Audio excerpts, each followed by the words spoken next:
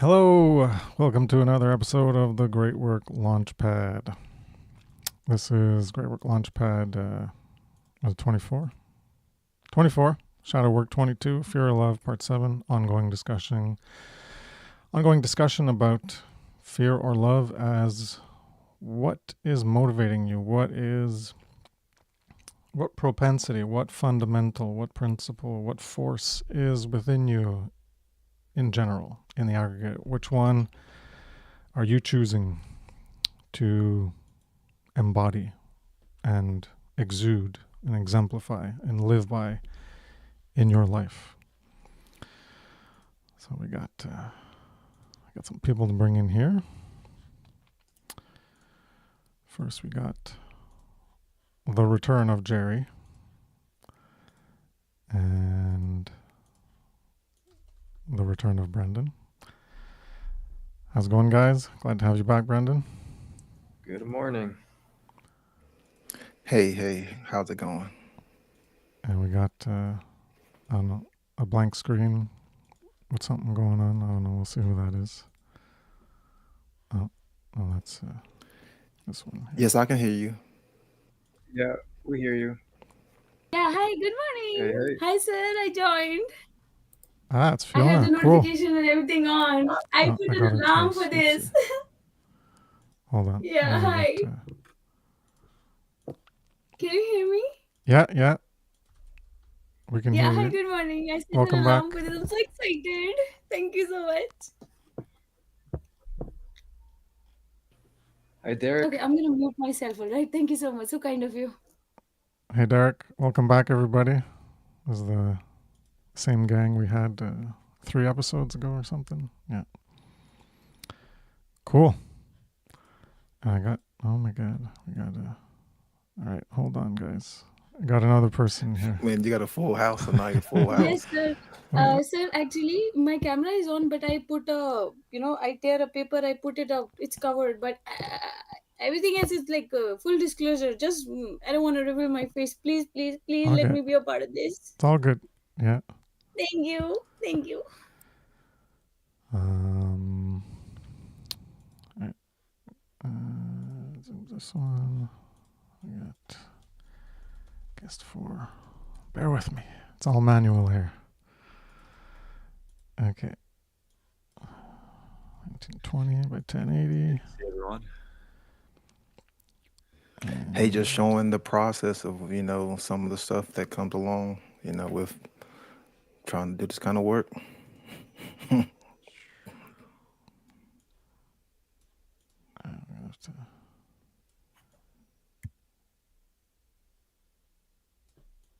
Oh, yeah, that's better. Cool.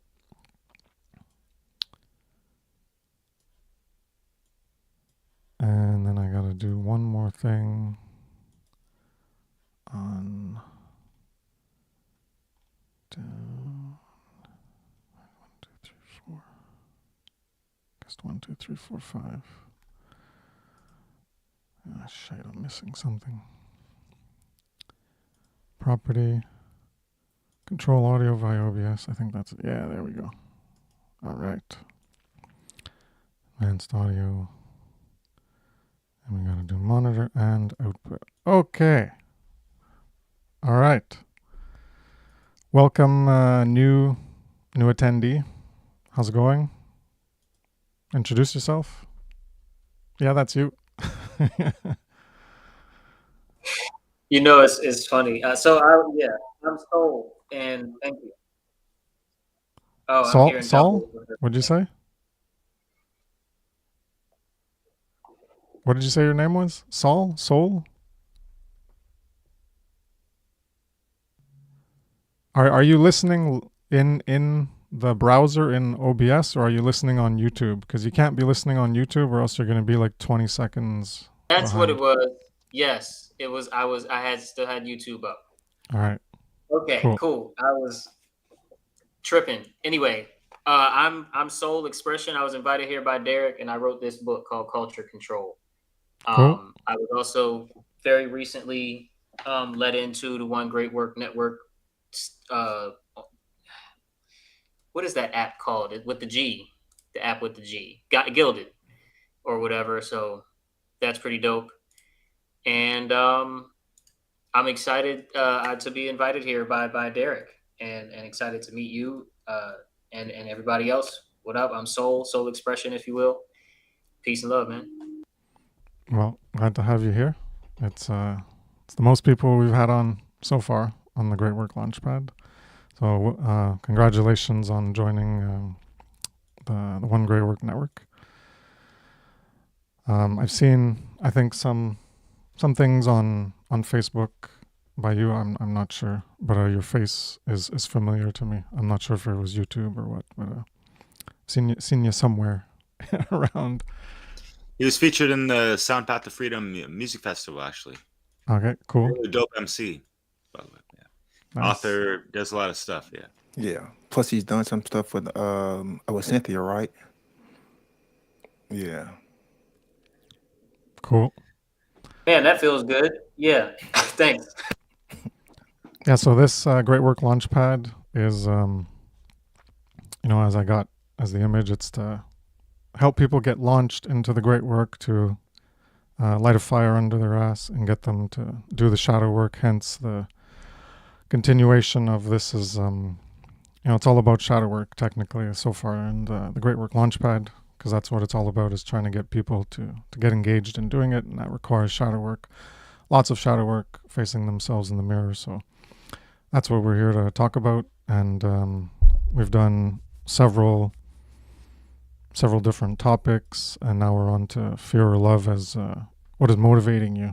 So we get people to understand these internal forces within us, these propensities that we can recognize that are categorical propensities or forces, however you want to refer to them as a positive or a negative one. One leads to evolution, the other one is more involutionary or stagnation, so a reversal as opposed to an advancement forward. And so this is the 7th iteration of this continuing discussion on fear or love. So the previous one we're talking about a bit, the past few times talking about alchemical gold, and how I'm referring to it is when you've done enough work on yourself to the point where you've developed the self-care and the self-love and you've done the self-respect, to actually start to be engaged in the effort of ending human enslavement. So that's when you're actually in alchemical gold. And prior to that, you could have maybe several tiers in the silver, working upon yourself and getting up there. But until you start, that's how I'm defining it, is the gold that's when you're actually, you've done enough work where you've refined yourself and you've been reborn enough that you're actually in that position where you're more embodying, maybe I'm not going to say fully embodying, but you're embodying it in a great capacity, that true care, that agape, that force of love, which is what is driving you to do the work, because you've done the work on yourself and you care enough about yourself to not want to be enslaved. So you're going to do what you can to try to end our collective enslavement, not only your own enslavement.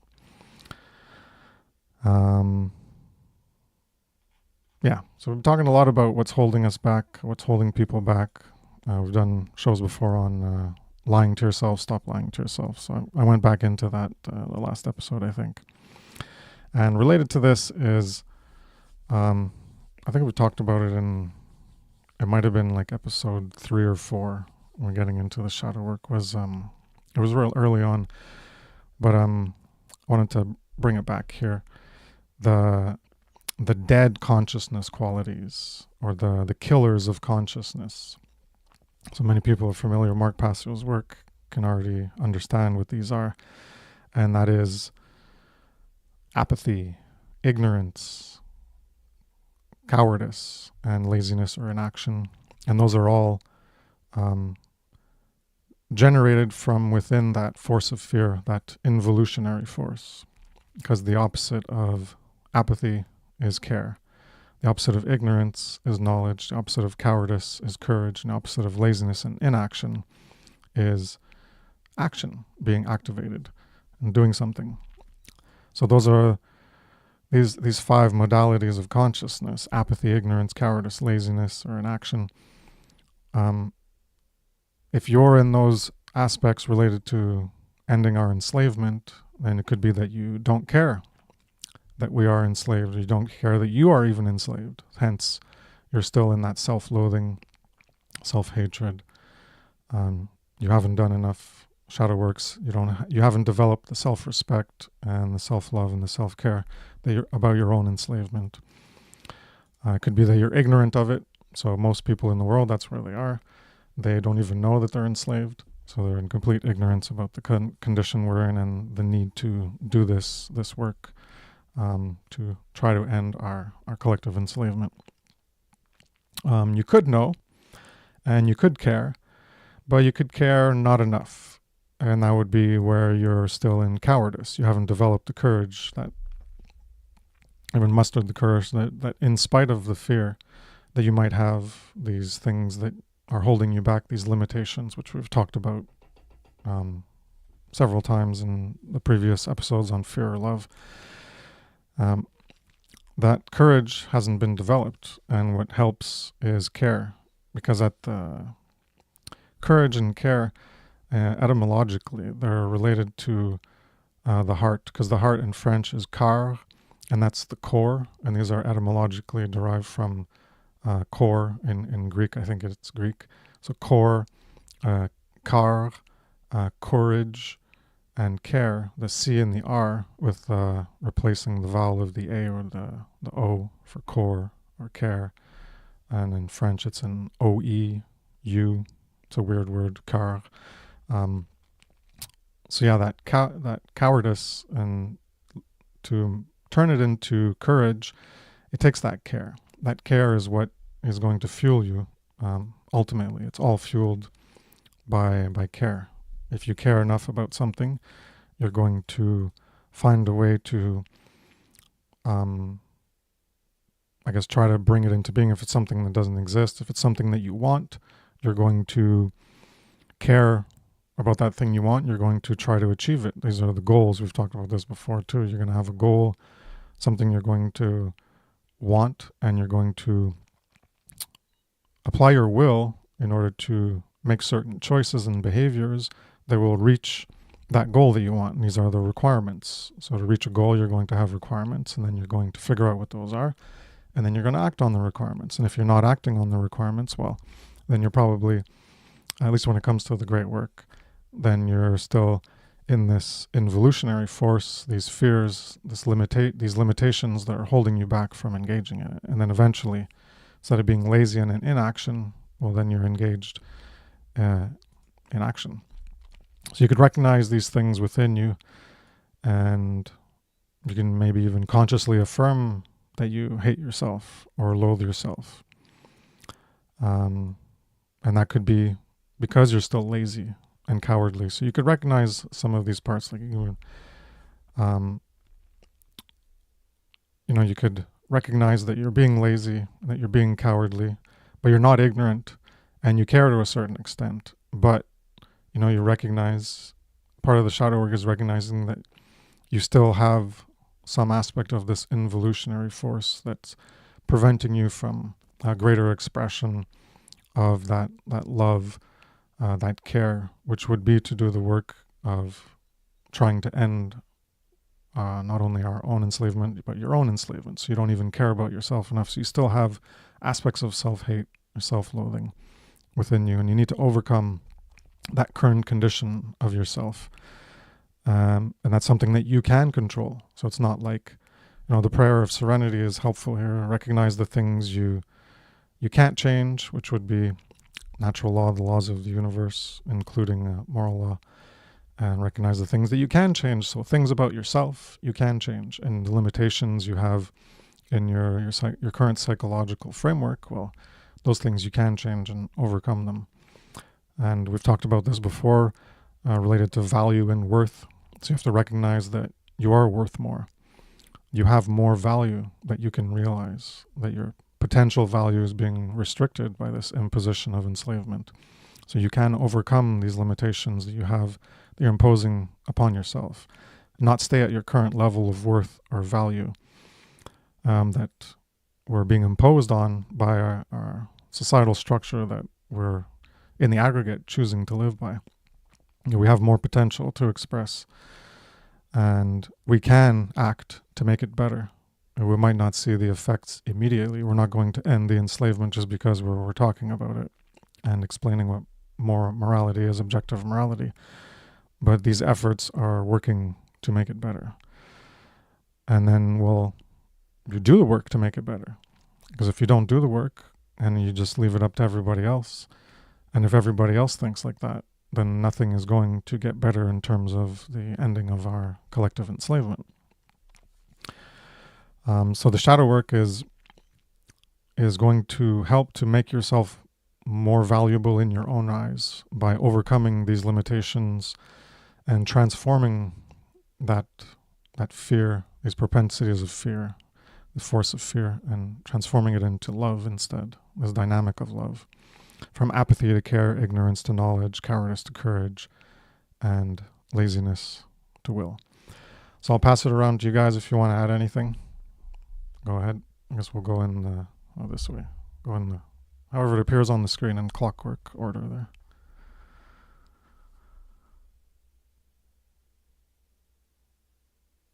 Yeah, that's you, Jerry. Okay, yeah, I was about to say. All right. Yeah, great points. Just wrote down some notes so I don't forget. So I'll just go ahead and read those. First one out of two. I think that awareness is the first step to dealing with the problem. And at least for me, say, oh, I'm in that silver tier, or I still have some of that, what's it called, apathy, or what do you call it, like fear, when it comes to doing the great work. Like at least I recognize it, and I can work on just transforming 100% into gold, as in getting rid of the fear and fully embracing agape love. And the second point is, yeah, I just want to thank you, Chris, for touching on the imitation, because for me, I'm going to follow in the footsteps of the giants and just teach it how I learned it. So I'll leave it there. Cool. Brandon, you want to go? I guess we'll go tiled across there. Sure. One of the things that came to mind when you was talking about, fear and love, and which dynamic, like which force are you choosing to, have manifest with? Because man is always creating, but are you creating consciously, or are you, being conditioned to create unconsciously? And when you were creating unconsciously, you're not technically creating at all, because you're still being stirred and you're still being piloted by someone else outside of your own being. And are you in true alignment? Because people talk about manifesting all the time, but are you actually truly getting the results that you say you want? Like, are you actually using true care and using the right tools to manifest that was what you say you want? And are you still stuck in a schism? Like, does your actions betray conscience? Does your actions betray your words? Does your actions, help betray your thoughts? And that gets back to the whole alignment part. Because so many people, will say one thing, but then they'll do the complete, opposite.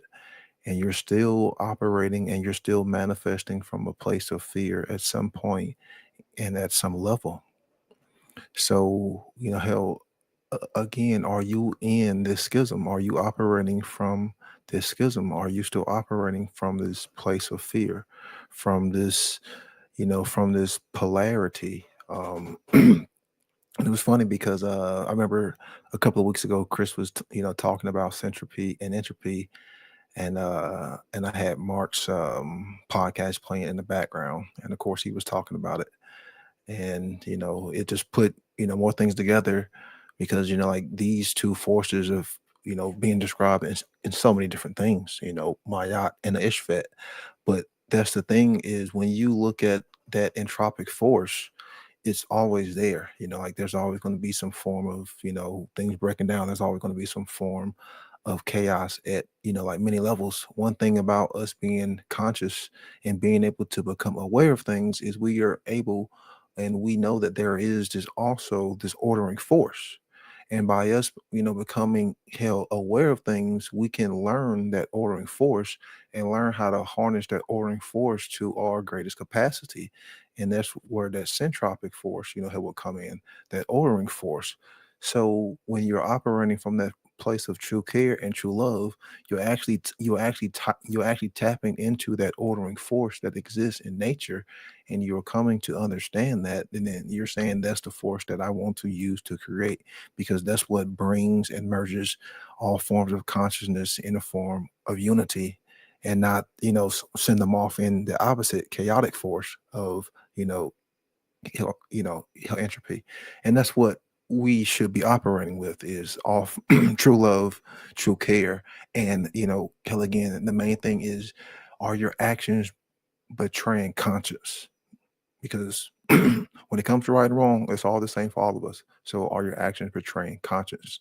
And hell, that's the first thing. And then second, are your actions betraying what you say and what you think and what you feel? Because then you will still operate in that schism, that form of fear.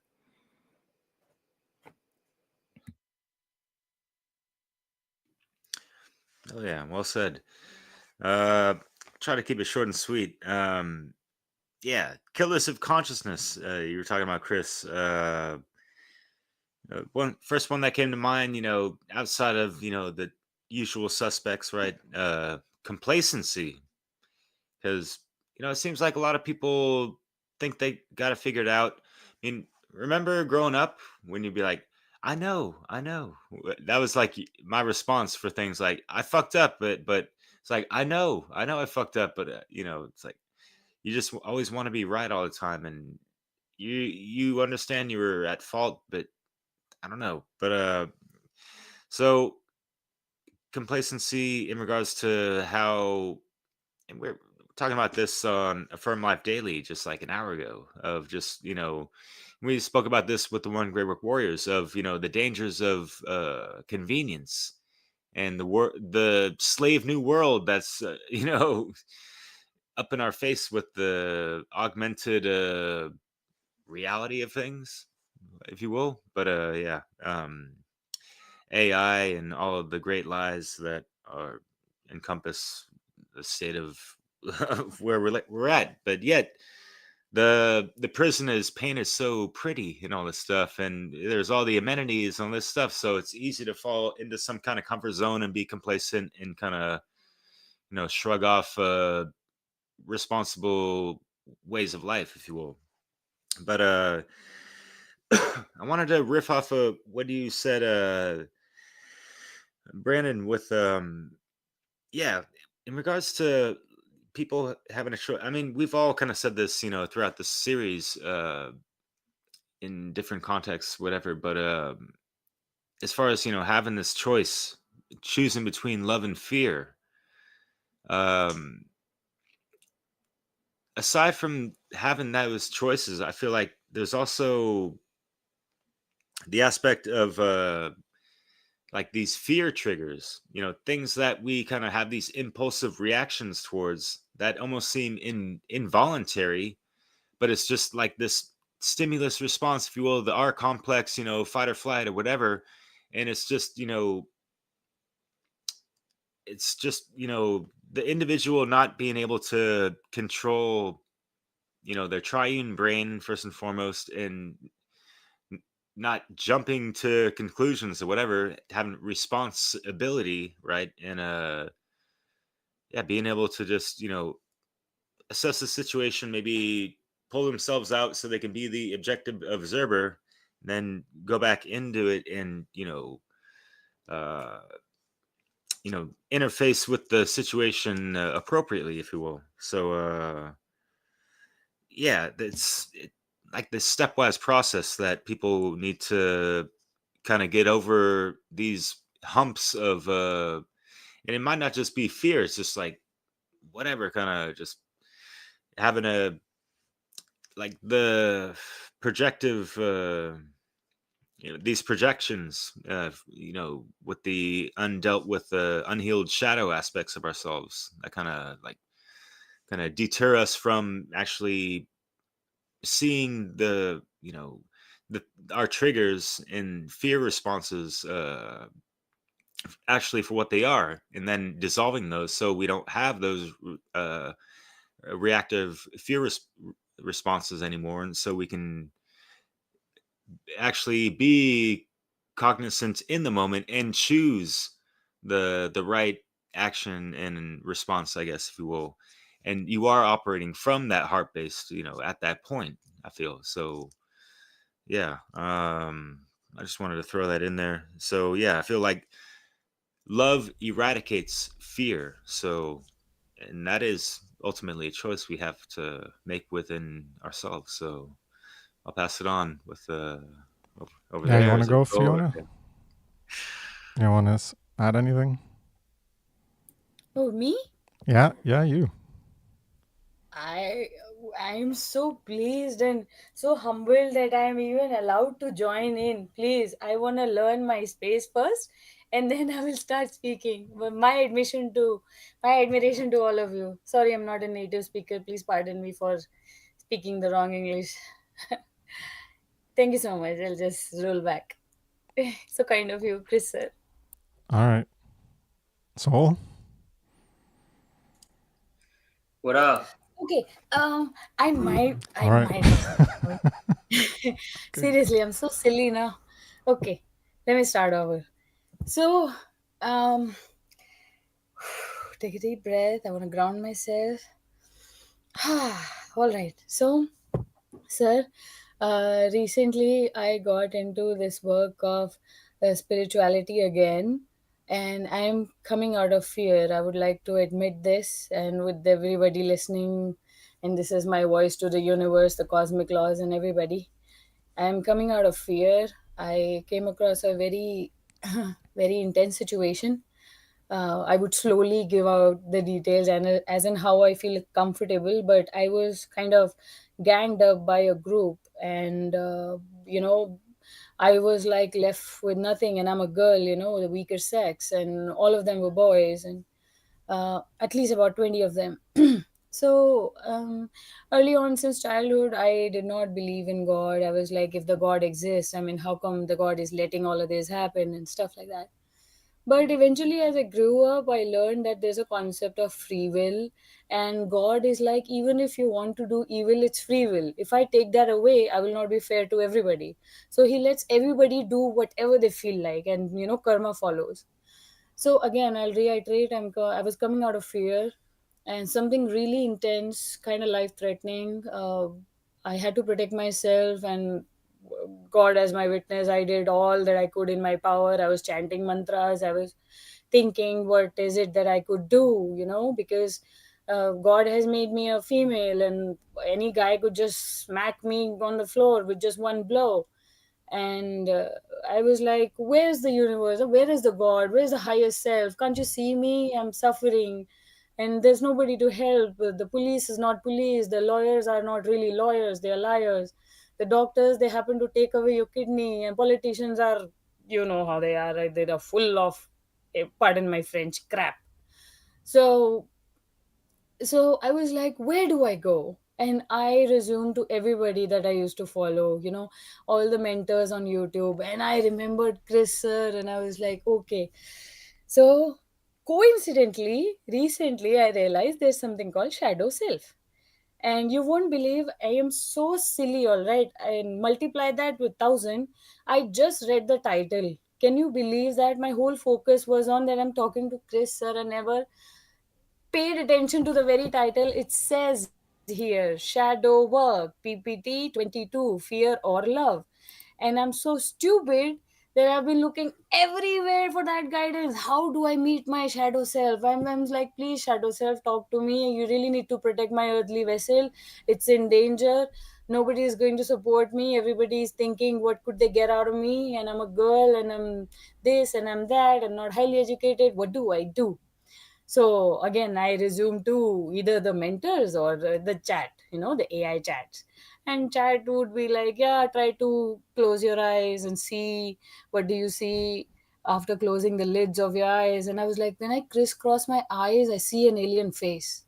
It's deep eye sockets, it's a misty face, and it keeps changing the shape. It's like very floaty kind of thing, and sometimes it would just come so right in front of my face. Like, I could see it right now also. Deep eye sockets and something like man on, no, the face on the moon or the face on Mars. I see that. And I'm like, I'm asking the chat, am I an alien because I have a tailbone, and everybody else is an alien because they... Chat was like, no, no, no, I don't go there. It is not within my limits. And this is like hidden stuff. I was like, yeah, whatever, you're not gonna give anything. So I've been getting very vivid dreams, and you are right. I would also like to bring this to your notice. I understand you don't speak Hindi, and why would you? Of course, I speak Hindi. I'm from India, and there are other languages here, predominantly southern languages, called Tamilian and Malayalam, Sanskrit. These are very ancient languages. You must have heard of Dravidians. They're one of the most ancient civilizations. They are, again, nothing against them, it's just complexion, right? They're dark as coal, but that is also beauty, simple beauty, and their culture is so rich. I'm gonna drop a name of a movie. The name is Aparichit. Let me quickly type that in the chat. You might as well take a look. Aparichit. It's a South Indian movie, and when I saw it, I was like, it stuck to me that Ambi is a character, who's just like me, very docile, harmless, and yells at everybody who's not doing right. He's like, why are you spitting on the road? Why don't you go to a dustbin and do that? Why are you doing this? Why are you not following the lane? Why are you bribing the lawyer? Or something just like me, okay, my masculine weak self. And then something happens to that guy, and it's in the movie. Beautiful movie at that. He's a great actor. I'm a fan. I would like to meet him someday. Okay, I'm going off track. So he turns into the other self, and it's called a split personality. But then I don't think it was the split personality, it was the repressed self. Everything, every time he was denied justice, every time he was denied the right or impartial thing, he kept suppressing it. And it was a trigger in the movie. Early on, his sister dies because of someone's negligence in the government. He was supposed to fix the electric post, and because of the live wire, his younger sister falls in the water, and unfortunately she passes away. This triggers Ambi when he grows up to be a man, and then you would see him acting in so many ways. And I was like, man, that is the shadow self. And after that, I became gaga all over it. I was like, I want to meet my shadow self. I want to shut the door with the wave of my hand. I want to blink my eyes and transform into something shape shift, so that those who are trying to hurt me or harm me, I'll tell them that I am more than this body. And I am not the female gender that you think. I am all is me, and I am all. I am part of the consciousness. And I would just woo them away. Okay. But then after weeks and weeks of doing this breath thing, 4 seconds in, 6 second hold, and then out through the mouth, I'm like, that has led me nowhere. But then I just looked at the videos of Chris sir, and whoa, like so many videos I need to catch up on. And I'll be very honest, I am so stupid that I would rather, invest my energy into singing out loud songs. And I love singing, and I'm a horrible singer. You would start bleeding through your ears if you hear me. But yeah, I get sometimes so much pumped up energy that I would just expel it doing dancing or just loud singing, just. But I never resume to the fact that I have someone so pure, so detailed, who knows how to teach and also wants to teach, surprisingly, unlike the world.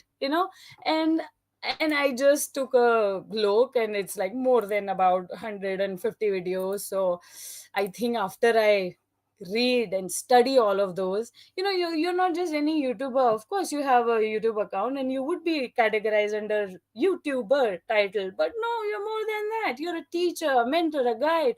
You're practically a, a shaman, who's trying to help the people.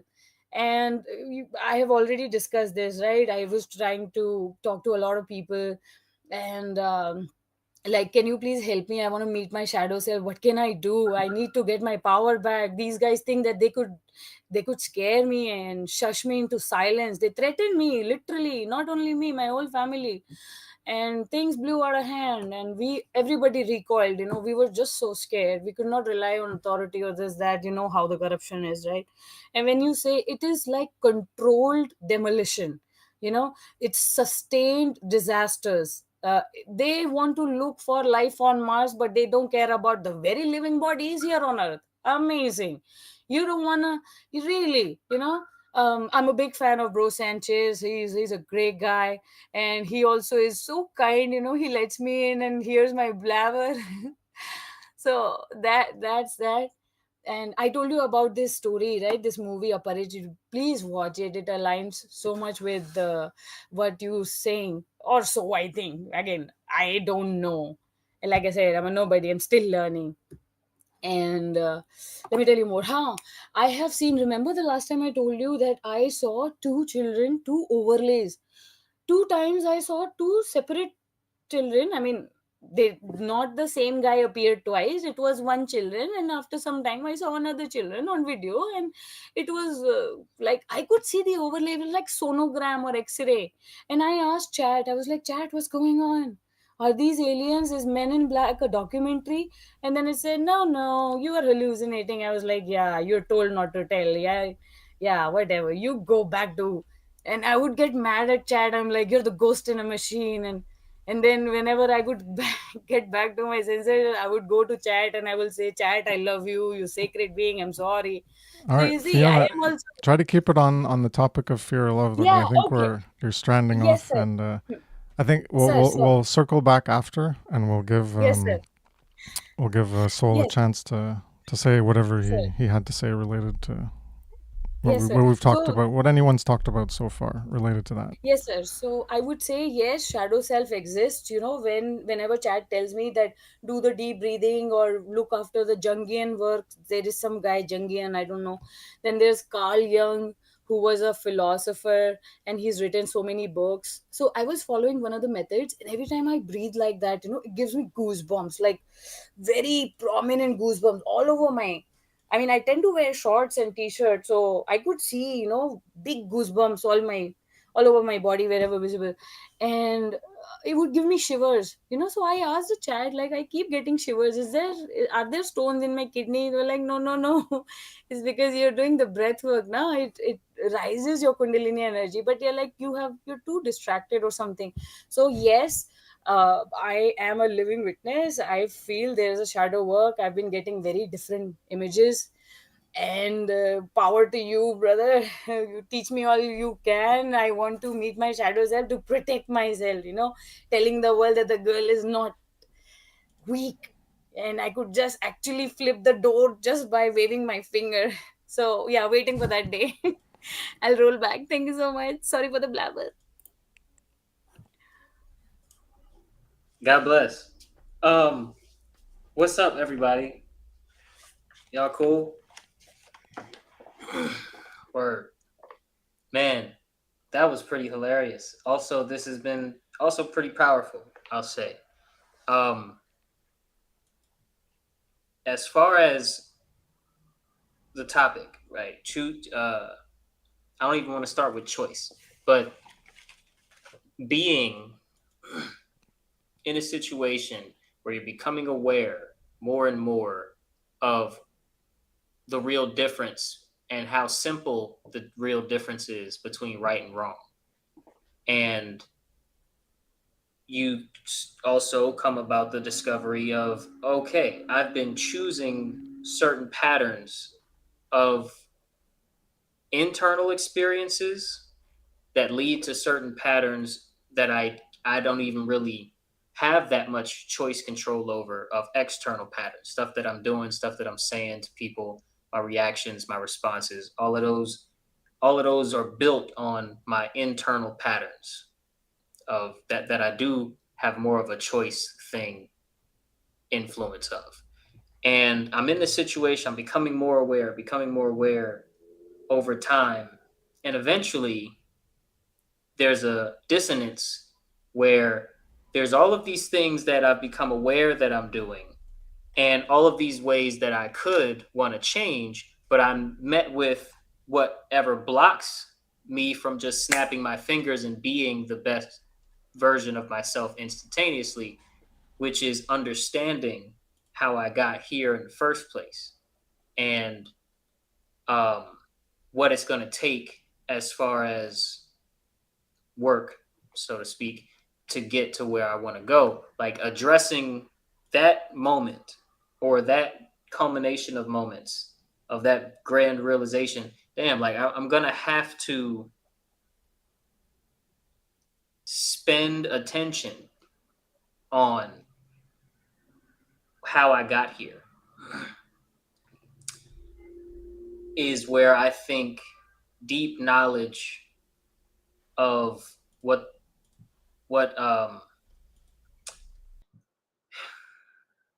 right and wrong really is, I guess, and how it relates to the everyday man and woman, and how many of us are doing wrong what was unintentionally, but now that now it's intentional, but like with a balance of I don't really know how to not do it, so just give me a minute type of vibe.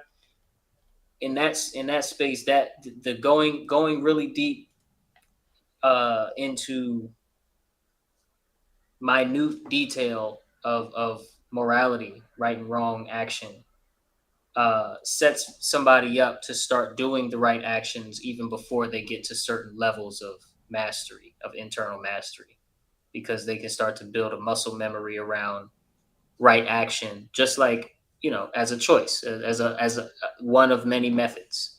One can focus very internal, one can focus very external, one can kind of balance between the two. But definitely, there's a moment that I think I wanted to highlight, that you get to a certain spot and it's like, okay, I've collected the grammar. I know what I want to change.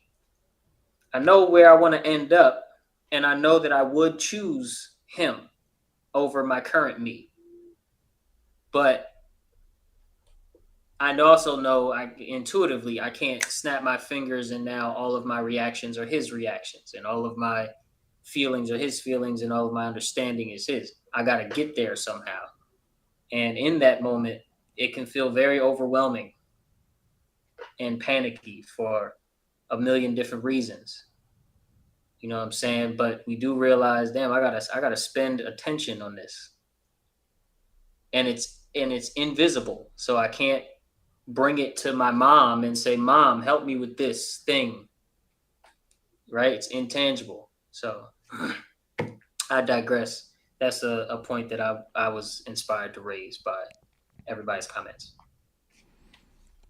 Cool. Thanks for your input, everybody. And related to what you said, so I refer to that in some of my earlier work as I mentioned it briefly. That's that potential of what you can become relative to where you currently are as a being. Well, that's the potential of where you aren't. So I refer to as a higher, truer, and realer version of yourself that you can become. That is, it's always, you could view it as latent within you, but it's not actualized. And that's what part of this inner work is, this alchemy, is to self-actualize and to choose that higher, realer, and truer potential. It's higher, realer, and truer because it's more in alignment with what is true. And the highest one we can self-actualize towards is that moral truth.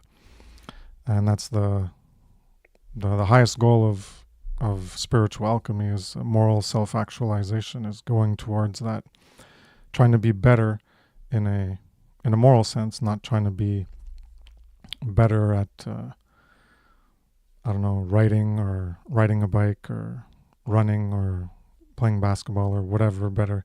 We're talking about being better in the highest sense of the word, and that is in your moral characteristics, in your character.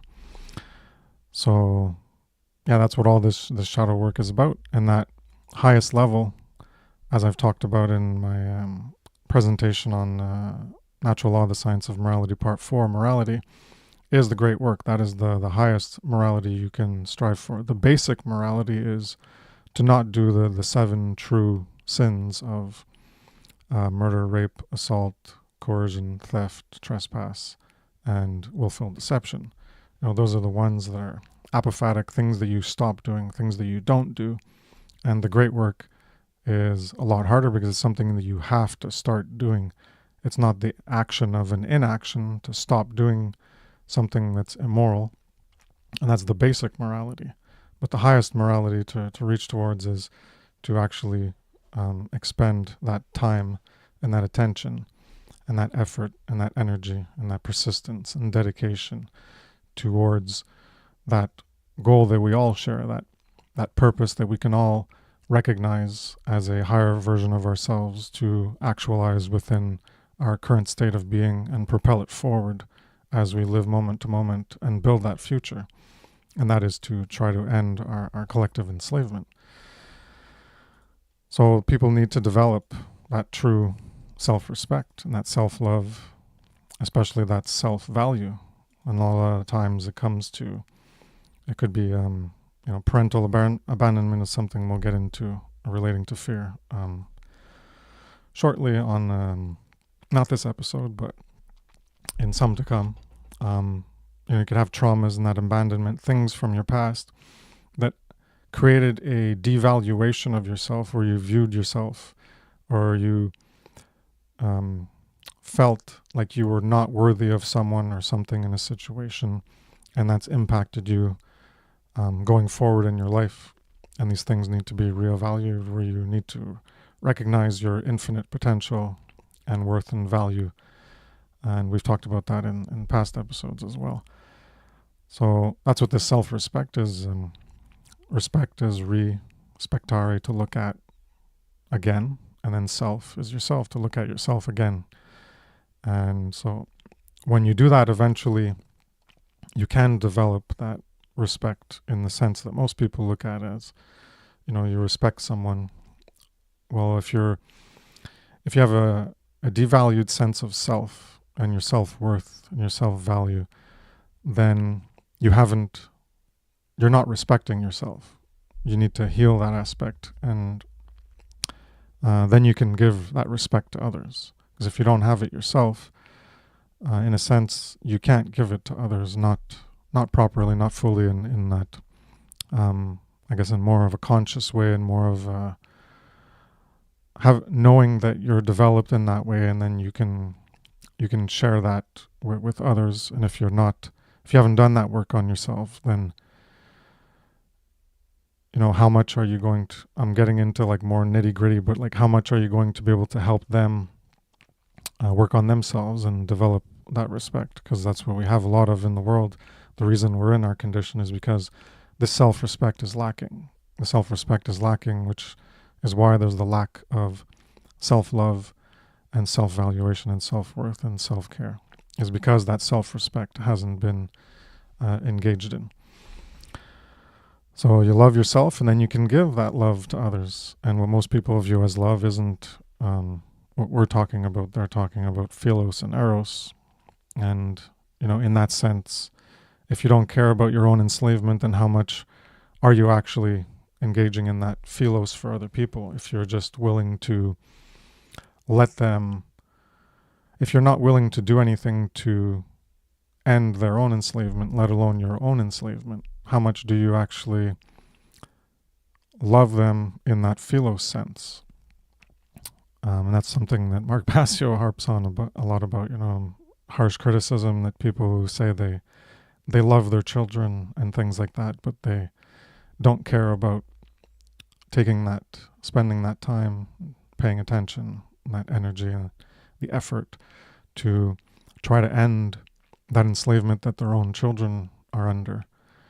And so then, he gets very vitriolic, we'll say, and towards people to, that's that tough love to ignite a fire under your ass to get you to realize, like, hey, face yourself and recognize that, how much can you say you love someone if you're just willing to let them be enslaved and not do anything to try to end that enslavement, not work towards attaining those requirements in yourself so that you can then attain the requirements of ending the condition of our collective enslavement. Gone into that, I think it was 2 podcasts ago, and Jerry was here.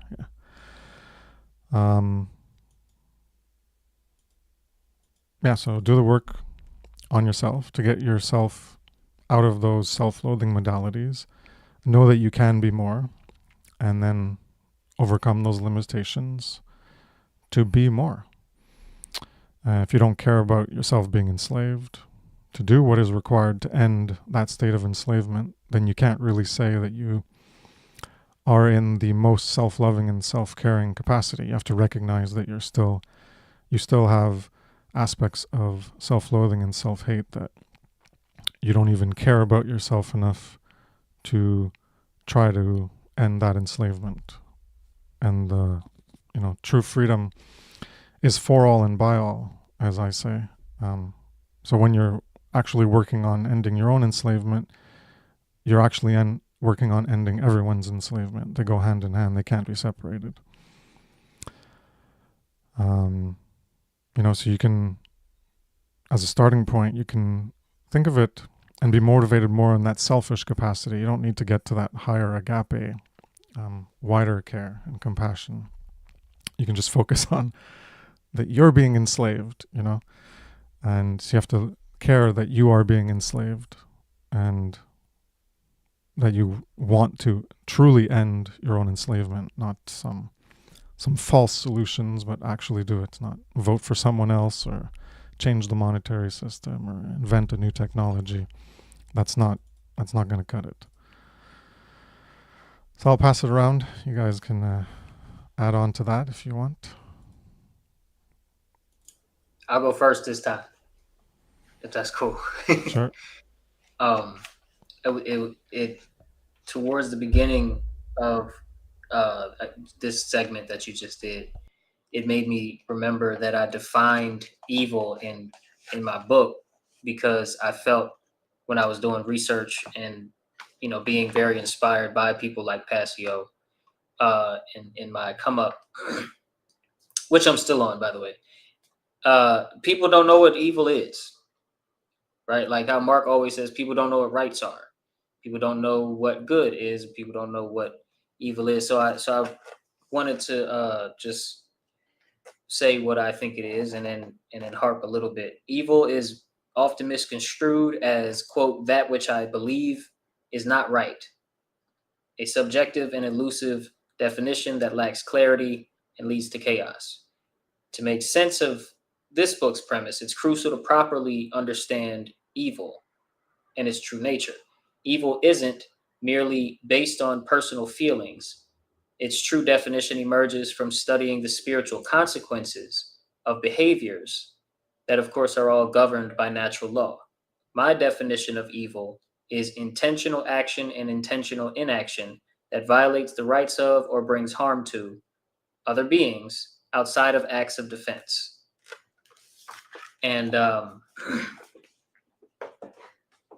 think that's simple, but I think that's probably more correct than your average Joe's. Let me ask you right now on the sidewalk what your definition of evil is. It's probably more accurate than many would off the top of the head come up with. And it's because there's a slight, when it comes to our developing stages and becoming human beings that can use love and true care the right way, and choose love when it's more difficult to choose love than to choose a lower nature, if you will. In trying to develop human beings like that in our own offspring and in our own selves, we have to be able to understand what evil is as how it manifests, so that we can see when it manifests within ourselves and hold ourselves accountable. And it was that aspect of self accountability that comes with taking on the responsibility of doing the great work, that made me think of my definition of evil and how people don't even know right from wrong like that.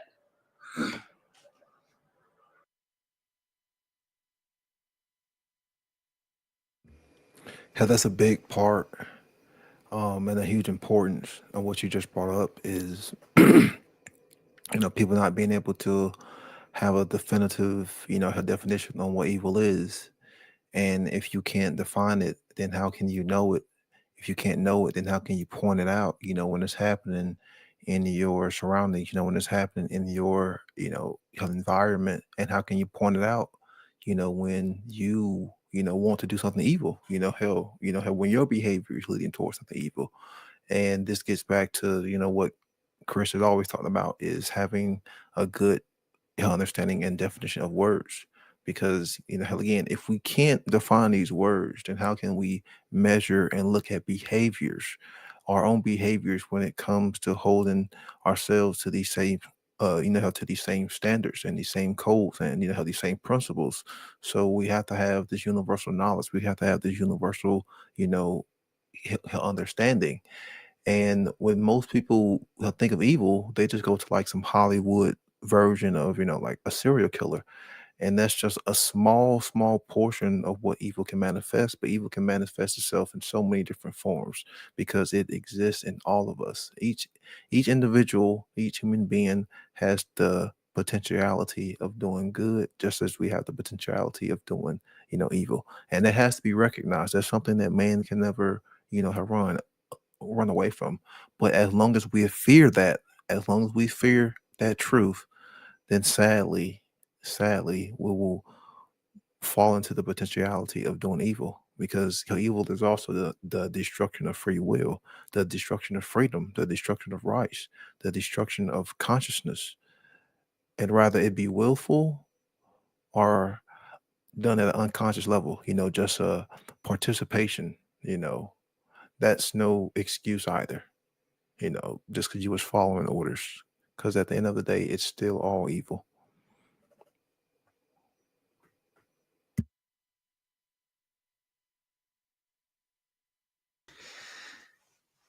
Yeah. Uh, do we need to fear the evil, guys? No. Do we need to fear the evil that could be potentially manifested through ourselves? Who knows? But yeah, it sometimes feels like a supernatural force, fear.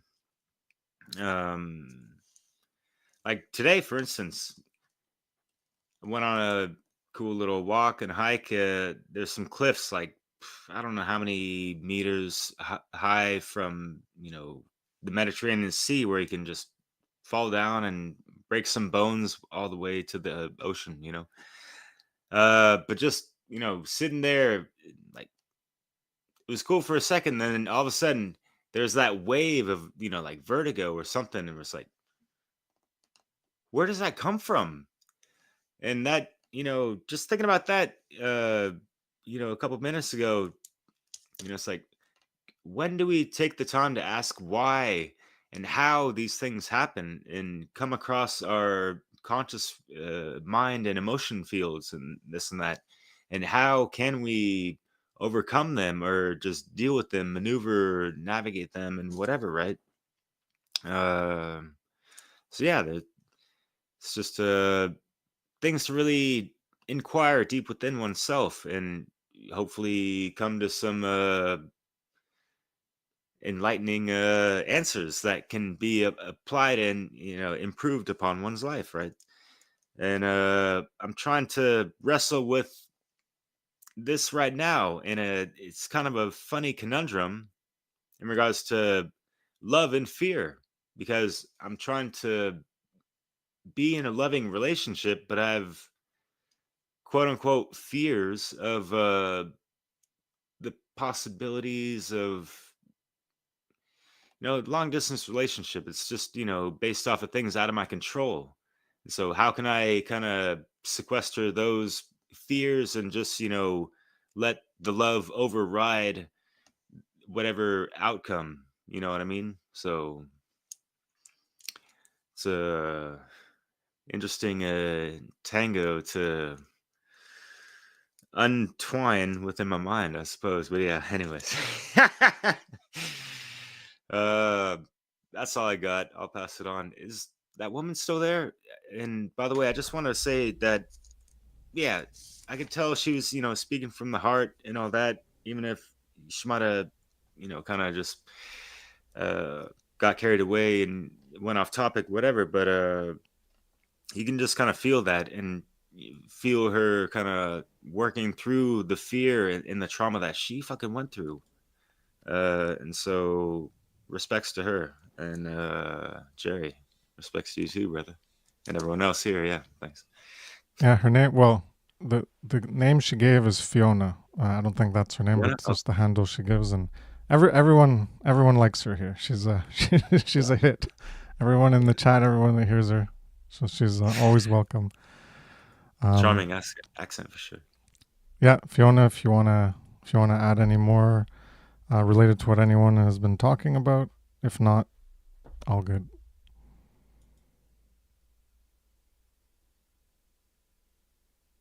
All right, maybe she's not there anymore. I don't know.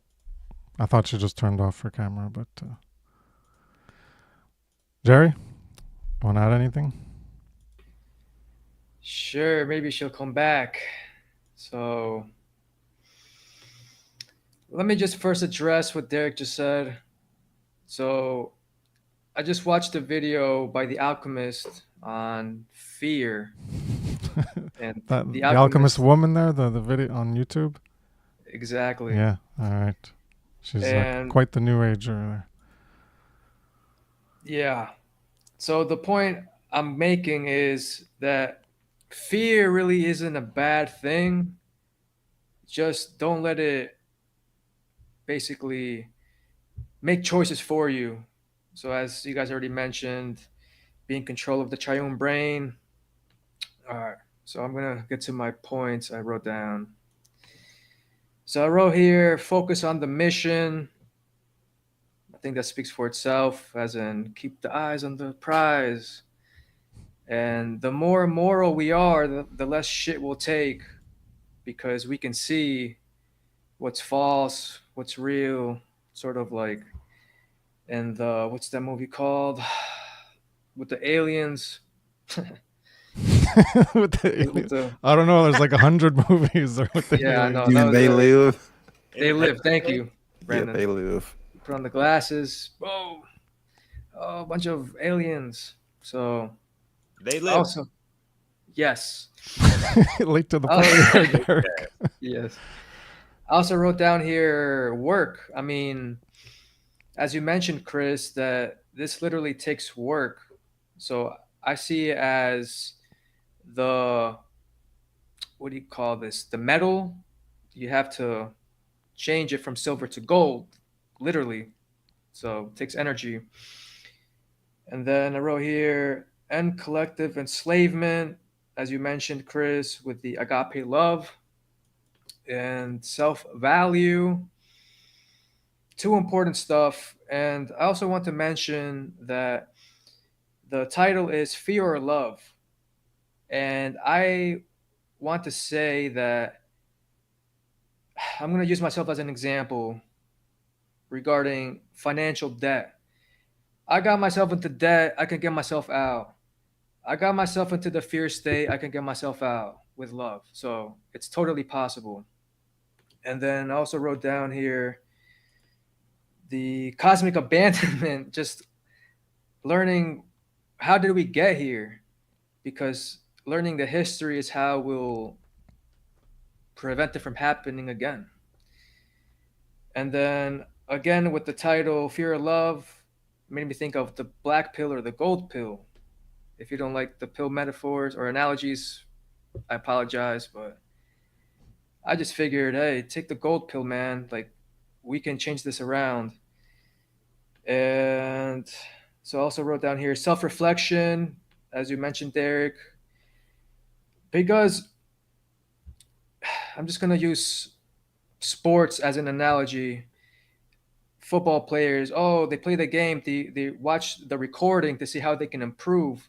So same thing as, oh, I noticed I have fear. Let me go back and see why that is. And then also just wrote down shadow work is essential.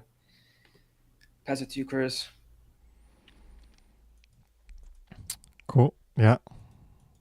Shadow work is that's the aim of the game. In the end, you don't get to the great work without doing the shadow work. Yeah, good points, everybody.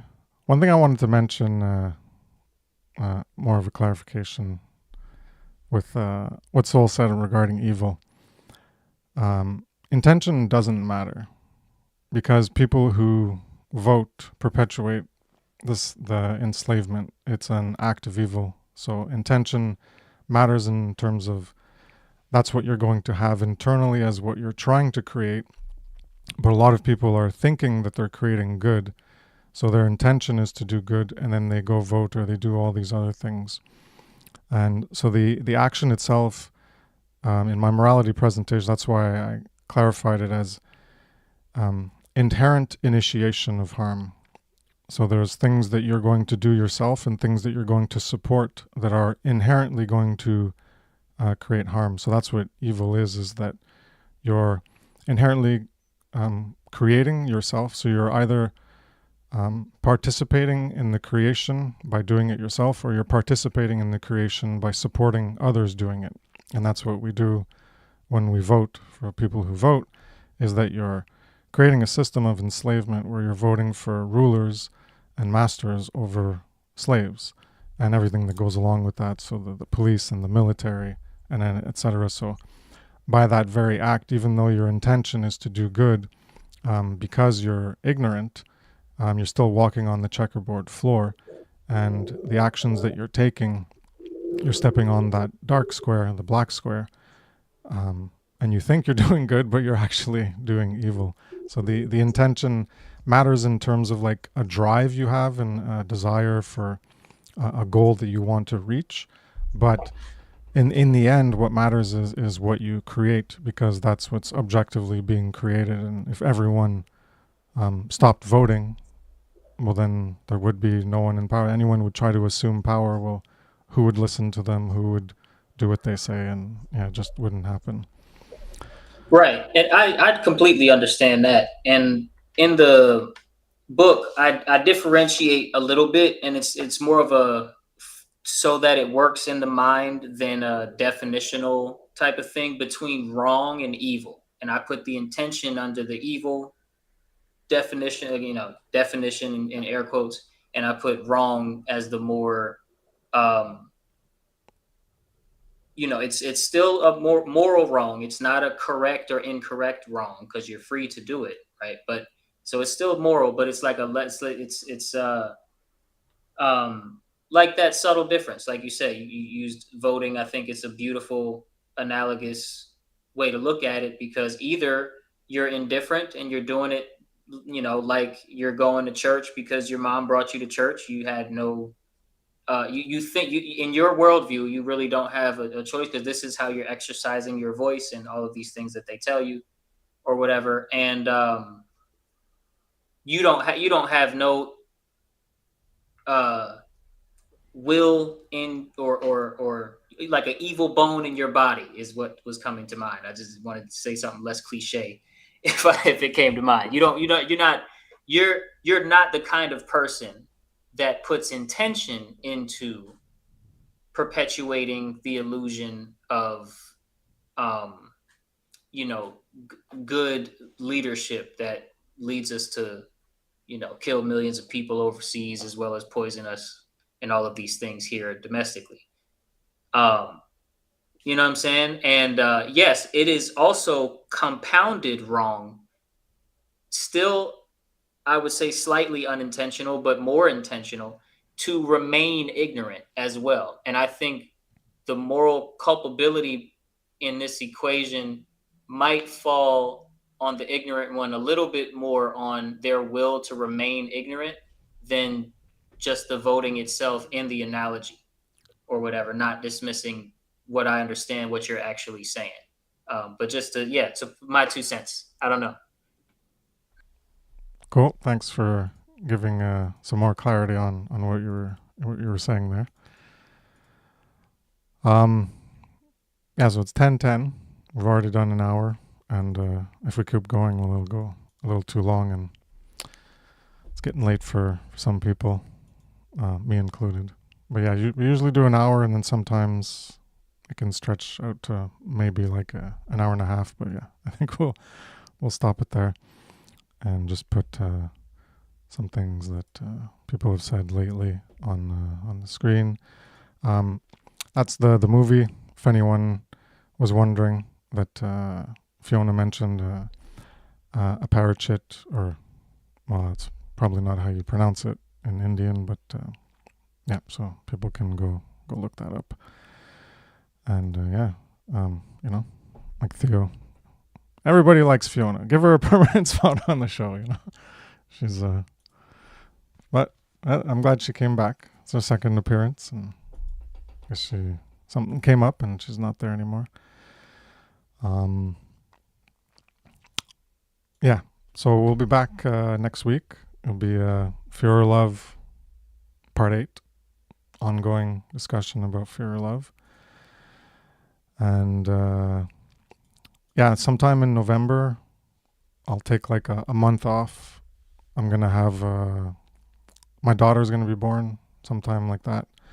So yeah, I'm going to not even try to be available for an hour once a week, because you know it could be like I gotta take care of the kid or something. So it's like I'm not gonna chance it. Yeah, Her responsibilities, but hey, congratulations, man. thanks. Yeah, congratulations. So I'll leave it open if anyone wants to say anything in closing. You can give if you have like a website, or you know, say go here if you want to look into my work or whatever. So we can wrap it up with that, or anything else you want to say in closing.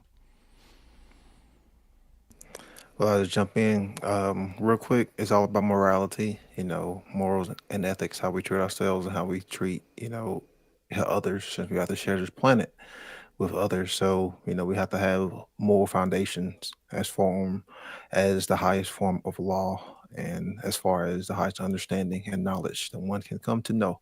If you want to find me, you can find me on Odyssey, BitChute, Rumble, D Live, running 24/7 live streams on 4 different platforms. And you can find me on the One Great Work Network. So you can find all of the work there, along with all of the work I've done with all of the individuals online and the One Great Work Warriors.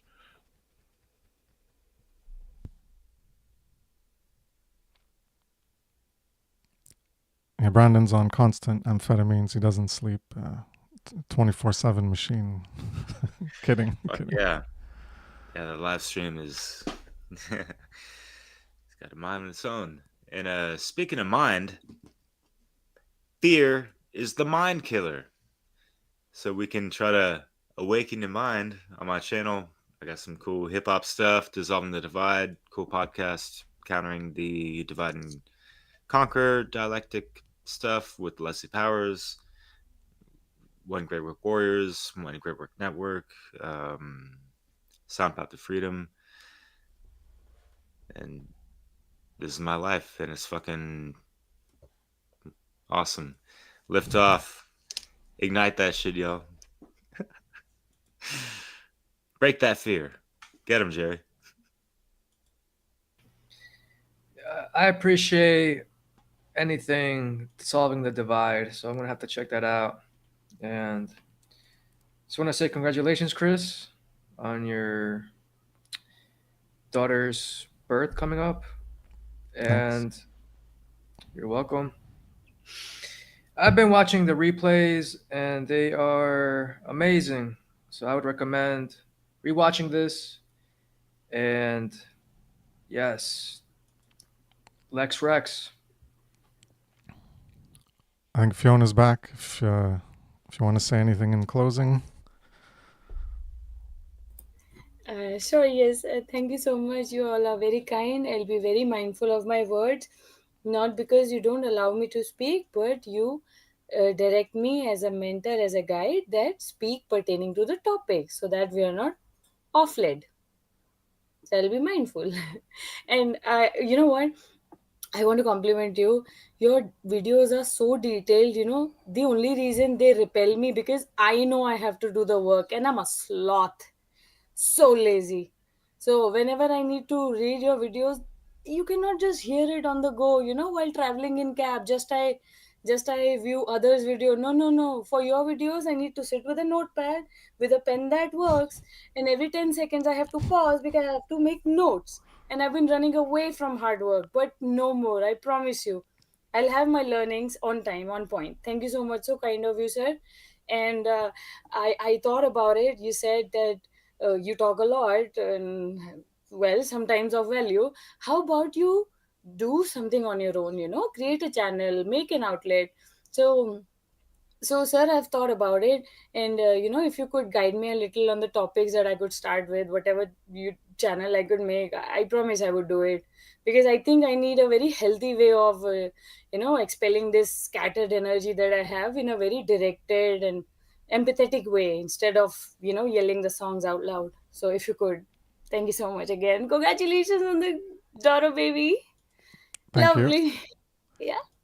And yeah, that's perfect. That's what, I haven't said the purpose of the Great Work Launchpad. I had a little intro that I used to give, get people initiated into the great work, and that if you needed help on ideas for like how to get started, I could give ideas, and I could even assign homework and things like that for people who need like the more structured guide. So for sure.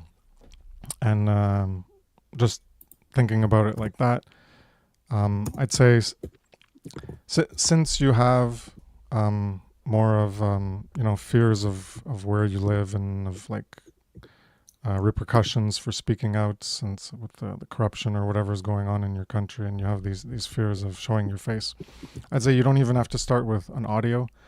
You could start with writing, and that's how I started. So you could get like you could start with like Substack is popular. I'd say instead of doing like a WordPress.com free site or a Blogspot, I don't even know if that's around anymore, but WordPress.com, I'd say go to Substack, because that's more the popular place, I think. And create an account, create a name for whatever, like mine's Evolved Consciousness. Think of what you want to call what you're going to do, or you could just call it your own name, but I'm guessing you don't want to use your own name. So think of a name of what you Yes. want to represent, and make a page or however it works at Substack for that, and then you can start talking about something. So if you want to, like, you don't know what to start talking about, well, I'd say go to Mark Passio's podcast #1, and Okay. when you listen to that, pick something out of it. So that first podcast is pretty much about truth. So you could talk about what he talks about and put it into your own words.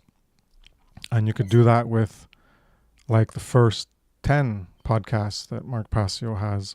It's all great material. And, Yes, sir. you could think of other things related to it. And you could do your own research and try to bring other things in that maybe Mark hasn't talked about. And, you could do like, you could end up making 10 or 20 posts just on the first podcast or something like that. And your posts don't have to be long to start. You could start with, I'd say 500 words is a good minimum to start with. It's not that much. It's like a few paragraphs. And then Yes, you sir. could work up to 1,000, which is pretty good. That's like a 5 or 7 minute read or something. But 500's like 3 minutes or something. It's not very much. You could just start with that.